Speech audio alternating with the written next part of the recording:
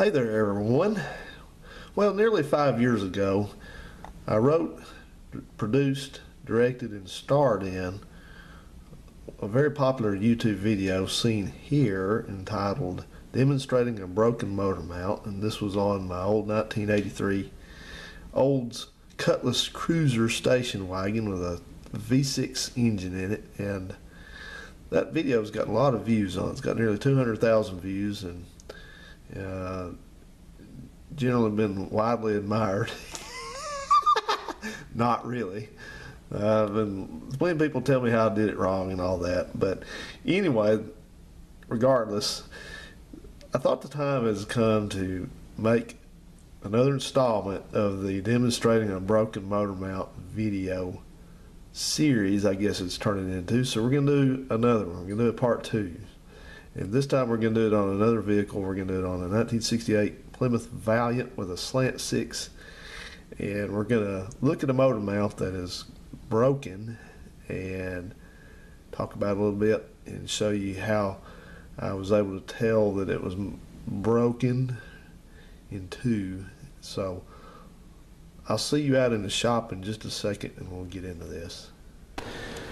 Okay then, here's my car, and I've been doing a good amount of work on this car lately to get it ready to go back on the road. It's been kind of dormant for a while, so just trying to chase some loose ends on it, and one of these is this motor mount, and of course it's the one on the right side, which is the hardest to get to. If it was on the left it wouldn't have ever broken, of course, but anyway, it's on the right. Sound like I flipped a breaker. Oops. Okay, hang on. I tell you what, some things that happen when you're trying to make a video. Had too many things plugged in here. Had the heater and another heater and some lights, and it's too much for it. Alright, so anyway, as I was saying, this is a slant six engine, and the motor mount on the passenger side here has got issues. So let's take a look at it from the top. We'll have to get our flashlight out, but if you look kind of down in all this crap right here, get the light on it maybe. Bear with me. You can just see the top of it right there, and it's just a sandwich mount. It's just a big piece of rubber. See all the cracks in it. You can't see much from up here. It sits down in there, and this is the side that takes more of the abuse because the engine's canted over. And you know, I noticed that, but it wasn't really that unusual for an engine this aged, like a car this aged, to have any kind of problems with the mounts. You know, some wear on them. But what I really didn't like was when I came out here and looked at the bottom. See if we can get you and the light all in at the same place here. We come under the bottom here, if you'll see, I'm going to try to zoom you a little bit right there, and then put a little bit more light on it, subject. But see that's the bottom of the fuel pump, and it may not be very easy to tell from here, but that's with this light here. That fuel pump is resting on the motor mount. And see how that motor mount looks like it's all sort of slumped and pushed down and cracked and all kinds of stuff going on. Well, that was that, so it looks terrible. And what else happened was, one time I put this in gear not that long ago to back up, and I think it was running on fast idle, and that's when you know, slow idle, you may not very much notice something like this happening with the mounts, but with fast idle, it tends to load the engine rather abruptly when you put it in gear, like especially reverse. And it felt to me in there, it felt like, just to put it bluntly, it felt like the engine picked up and then dropped back down again. It really just made a thump noise and feeling, and I've heard that before on one of these when it broke them out. So that's what I think happened to it. And so let me just take the moment here to show you why it's fresh on your mind what the mount there is supposed to look like. And that's what this is over here, is a new one. So this is what it's supposed to look like. It's not supposed to be cracked and squished down and collapsed and all that. So now let me explain. I've talked about this a little bit before in the other video, the first video, but this is not a safety type motor mount. This is just a rubber sandwich. There's no metal in there. All it is just two pieces of metal with rubber between them. So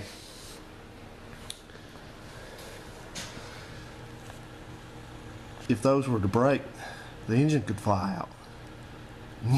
You really could.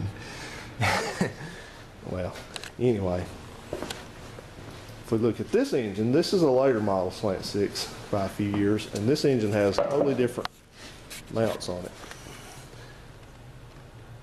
Right in there. That's the motor mount. See how much different that looks?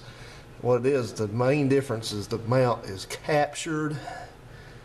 See where the rubber is, and it has a stud going through it, and then it sits down in the cradle. It's called more or less a safety motor mount. That means that even if the mounts break, then it will not allow the engine to be displaced like in a wreck like this one. I'm joking about the engine flying out, but that's the problem with these, is that if these mounts break, then in an accident the engine can go rearward easily. It could intrude into the passenger compartment and all that, so that's not something you want. So that was the idea behind these, is to use the engine as a impact absorbing fixture. So I don't know about Ford mounts very much because I haven't really had many Fords, but I know GM mounts are sort of a lot of them are sort of a clamshell type mount. They're made so that they interlock, I guess, and rubber between them, and then again in that case, you know, there's the travel, even when they're broken, is restricted. So one other thing, well, let me also tell you that the reason that this changed, I just told you the reason, but in mid-late 60s, as a government, everybody likes the government, but the government was starting to enact more safety regulations on vehicles.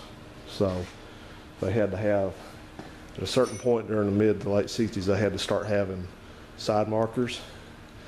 They had to have emergency flashers, and they had to have shoulder belts, and probably a couple other things, but they had to have dual circuit brakes. And those mounts, that was probably in there somewhere. I don't know when, I really don't know when those changed, but sometime in that time period. I thought, well, I can tell you that, I do know. That ended with a 72 model year on the Slant 6. 72 was the last year to have those biscuit style mounts. So before I cut you off and get busy trying to remove this thing, which is not going to be easy, I'm just going to, for the heck of it, I've got my jack positioned under the engine oil pan with a piece of wood there to keep it from collapsing the pan.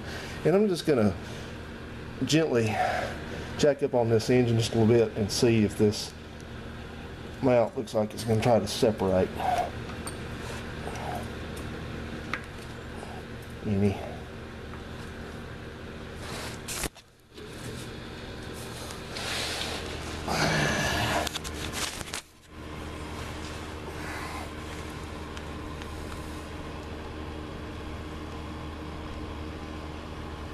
Tell.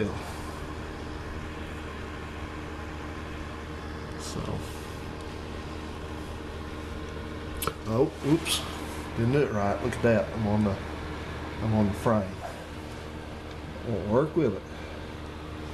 That will not work. So we can undo the jack here a little bit. The shop is really close quarters here, so I always have a good place to position things. So let's try that. I'll go get it.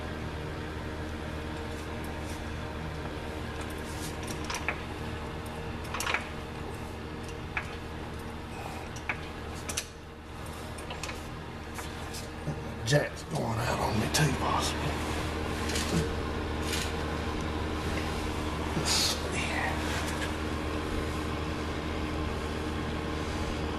Yeah, let's lift up a bit. All right, guys, I'll bring you back when I get some tangible some tangible evidence.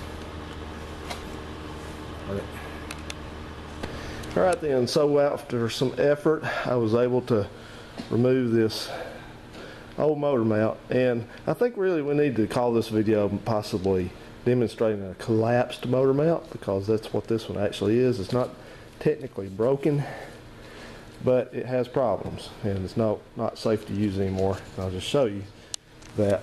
You can see how far, compare the heights of these, how far this thing is compressed down, and you can see the indentation there from the bottom of the fuel pump, which is right there. It was resting on it, and it was just about to the point it was going to get into the metal if it hadn't already. I think it's just right at it, very close. So that's not good. And you see, especially from the side, you see that this one is supposed to be straight as a new one. That's how it looks. And then you look at this one, and it's all just pushed down. And this is just, you know, it's just a product of time and age, stuff like that. So so there again, it's not technically broken, but it is collapsed. This is what you would call a collapsed motor mount. No longer adequately supports the engine in the correct location, so it's junk. So we can work this new one in. This one was held in by a couple nuts at the top with washers under them, and then a larger nut and washer on the bottom. So I have the engine jacked up from the bottom, and it's kind of going at this. Not really easy to do. So anyway, time to replace it. Okay, it's hard to see, but we're all done. Got the new mount in, and that fuel pump is just still a little close for comfort. So I think what I'm going to do is I'm going to just loosen the two bolts up on it on another day. It's getting kind of late this evening, and see if I can just move it up just a little bit. I should have just a little bit of movement in it, and that'll get it kind of away from that mount. I don't know why that's doing that. May just be because that's a cheapo aftermarket pump. I don't know. But anyway, other than that, we're done. And also the radiator decided to pick this moment to start leaking. It's got a